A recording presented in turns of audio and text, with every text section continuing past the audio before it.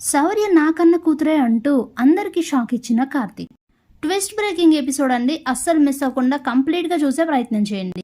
శౌర్య birthday కోసం కార్తీక్ ఇంటికి Sivanarayana family మొత్తం వస్తారు. కేక్ కట్ చేసే ముందు అప్పుడే సుమిత్ర, నేను శౌర్య బర్త్డే కోసం మాత్రమే రాలేదు, ప్రాణదాతను కలవడానికి కూడా వచ్చాను, ఏది ఆవిడ, తనను పిలువు, ఇక్కడికి దగ్గరలోనే ఉందన్నావు కదా, మరి ఇక్కడ లేదేంటి, ఇంత మంచి అకేషన్కి తనని ఎందుకు పిలవలేదు అని అంటే, ఇదేంటి ప్రాణదాత ఏంటి అని అందరూ అడిగేసరికి అప్పుడే పారిజాతం అయితే ప్రాణదాత గురించి చెప్తుంది. స్టన్ అయిపోతుంది దీప. ఇదేంటి ప్రాణదాత నేనే కదా, మరి ఎవరినో చూపిస్తానని బావ అంటున్నాడేంటి, అసలు ఎవరిని రప్పిస్తాడు అంటే బావ ఏదో ప్లాన్ చేశాడు, అందరినీ రెండు కుటుంబాలని కలపడానికి బావ కొత్త ప్లాన్ ఏదో చేశాడని ఆలోచిస్తూ ఉంటుంది. అప్పుడే ప్రాణదాతని మీరన్నట్లుగానే పిలిపిస్తాను, తనని చూద్దురు గాని, కాకపోతే అంతకన్నా ముందు శౌర్య బర్త్డే కేక్ కట్ చేద్దాం, కేక్ మొత్తం సర్దండి, కట్ చేద్దామని అయితే చెప్తారు కార్తీక్. ఇక ఇంతలో అంతా సర్దడంతో శౌర్యతో అయితే బర్త్డే కేక్ కట్ చేయిస్తారు. ఇక శివనారాయణ శౌర్యకైతే కొన్ని డబ్బులు ఇస్తారు. వద్దు తాత అని కార్తీక్ అంటే తన అవసరాల కోసం శౌర్య కోసం వాడండి అని చెప్పిస్తారు. అప్పుడే జ్యోత్స్న అయితే కంగ్రాట్స్ బావా అని అంటుంది. ఎందుకు అని కార్తీక్ అడిగితే, నీ సోషల్ సర్వీస్కి బావా, నీలా సోషల్ సర్వీస్ చేసే మనస్తత్వం అందరికీ ఉండద్దు అని అడిగితే, సోషల్ సర్వీస్ ఏంటి అని అడుగుతాడు. మరంతే కదా, మా డాడీ నాకు బర్త్డే చేస్తే అది ప్రేమ అవుతుంది, నువ్వు శౌర్య బర్త్డే చేస్తే సోషల్ సర్వీసే కదా అనేసరికి అందరూ స్టన్ అయ్యి అలా చూస్తూ ఉంటారు. జ్యోత్స్న ఏం మాట్లాడుతున్నావు అని కార్తీక్ అడిగేసరికి, ఉన్నదే కదా బావా అన్నాను, అందులో అంత కోపం ఎందుకు, శౌర్య నీ కూతురు కాదు కదా అనేసరికి చాలా కోపం వస్తుంది కార్తీక్ దీపలకి. అప్పుడే దశరథ్, ఈ మాట అడిగే అర్హత అసలు నీకుందా అని అంటే, అర్హత నాకు లేకపోవచ్చు, కానీ నేను అన్న దాంట్లో తప్పేమైనా ఉందా, నేను చెప్పింది నిజమే కదా అని అంటే, అప్పుడే జ్యోత్స్న, నేను అన్నది తప్పు అని ఇందులో మన ఇంట్లో ఉన్న ఒక్కరినైనా చెప్పమనండి అనేసరికి ఎవరు ఊహించని విధంగా పారిజాతం అయితే, నువ్వు అన్నది తప్పే, నువ్వు అన్నది తప్పని నేను ఖండిస్తున్నాను, నీకు మనుషుల విలువ తెలీదు, రక్తబంధం ఉన్న వాళ్ళే అందరినీ వదిలేస్తున్నారు, ఎవరిని ఎలా చూసుకోవాలో తెలియకుండా ఇలా తయారవుతున్నారు, కానీ ఏ బంధం లేని వాళ్ళే ఎంతో ప్రేమను చూపిస్తూ ప్రేమగా ఉంటున్నారు, నీకెప్పటికీ ఆ విలువలు తెలియలే అని అంటుంది. గ్రానీ నాకు రివర్స్ అయింది అనుకుని ఆలోచిస్తూ ఉండిపోతుంది జ్యోత్స్న. చాన్నాళ్ళ తర్వాత కరెక్ట్గా మాట్లాడావు పారిజాతం అని అంటారు శివనారాయణ.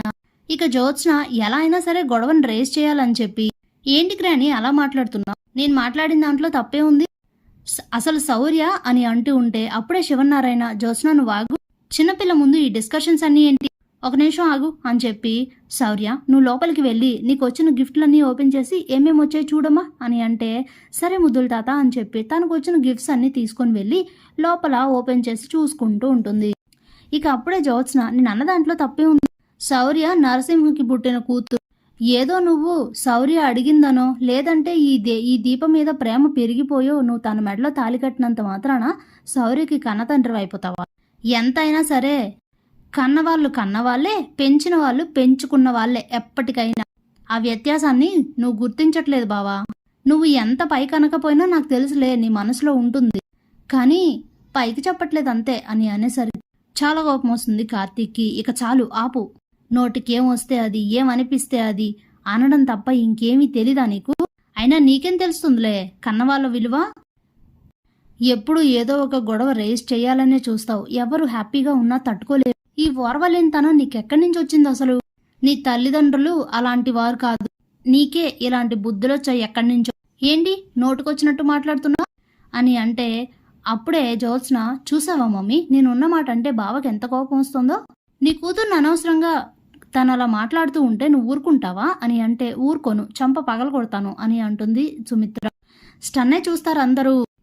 మరి అడగవేంటి అని అడిగితే, కొడతానన్నది కార్తీక్ని కాదు నిన్ను అనేసరికి షాక్ అయిపోతుంది జ్యోత్స్న. ఏంటిది, ఏంటి మమ్మీ ఎందుకు ఇలా మాట్లాడుతున్నావు అని అడిగితే, మరేంటి ఇప్పుడు ఏం జరిగిందని నువ్వు ఇలా లేనిపోని మాటలన్నీ మాట్లాడుతున్నావు, శౌర్య అడిగిందని దీప మెడలో తాళి కట్టాడు కార్తీక్, తనని కన్న తండ్రి కన్నా కూడా ఎక్కువగా చూసుకుంటున్నాడు, ఇంకా అందులో మళ్ళీ లేనిపోని విషయాలు, పాత విషయాలన్నీ ఎందుకు తవ్వుతున్నావు, వాళ్ళకెవరికి లేని బాధ నీకెందుకు, వచ్చావా బర్త్డేకి కేక్ కట్ చేసావా, చూసావా, మాట్లాడావా, వెళ్ళిపోయావా అన్నట్టు ఎందుకుండవు జ్యోత్స్న, ఎప్పుడు ఏదో ఒక గొడవ పెడుతూనే ఉంటారు, నువ్వు అత్తయ్య గారితో కలిసి ఇలా తయారయ్యావు అని అంటుంది సుమిత్ర. ఇక సుమిత్ర కూడా రివర్స్ అయ్యేసరికి అలా మాట్లాడకుండా ఉండిపోతుంది జ్యోత్స్న. అప్పుడే కార్తీక్, చూడు జ్యోత్స్న, టాపిక్ వచ్చింది కాబట్టి చెప్తున్నాను.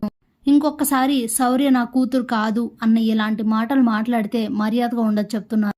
నా కూతురు ముందు ఇలాంటి మాటలు మాట్లాడితే అస్సలే ఊరుకోను. తన కన్న తండ్రిని నేనే అని చెప్తాడు కార్తీక్. దాంతో స్టన్ అయి చూస్తారు అందరూ. ఇదేంటి, ఏం మాట్లాడుతున్నాడు వీడు అనుకుంటూ ఉంటాడు శివనారాయణ. ఏమైంది కార్తీక్కి అని ఆలోచిస్తూ ఉంటాడు శ్రీధర్ కూడా. అప్పుడే, అవును, తన కన్న తండ్రిని నేనే. తనని ఎప్పుడైనా పిల్లల్ని కంటేనే తల్లిదండ్రులు కాదు, వాళ్ళ బాధ్యతలన్నీ చూసుకుంటూ వాళ్ళని జాగ్రత్తగా చూసుకుంటూ ఉంటేనే తల్లి తండ్రి అవుతారు. తండ్రి అప్పుడెప్పుడో వదిలేసిపోతే తల్లి ఒక్కతే, అంటే దీప ఒక్కతే తన బాధ్యత అంతా తీసుకుంది. తండ్రి లోటుని అలానే ఉండిపోయింది శౌర్య. ఆ లోటు తీర్చింది నేను, అంతా తనని చూసుకుంటున్నది నేను. కాబట్టి తన కన్న తండ్రిని నేనే. ఇంకొకసారి ఆ నరసింహ టాపిక్ తీసుకొస్తే మాత్రం బాగోదు. నరసింహ అంటేనే శౌర్యలో తెలియని భయం ఒకటి ఉంది. అందుకే అప్పుడు అంతలా సీరియస్ అవ్వడానికి అది కూడా ఒక కారణం. కాబట్టి ఇంకొకసారి శౌర్య ముందు ఇలాంటి టాపిక్స్ తెస్తే అస్సలు బాగోదు జ్యోత్స్న, గుర్తుపెట్టుకో అని చెప్పి గట్టిగానే వార్నింగ్ ఇస్తాడు కార్తీక్. Thanks for watching.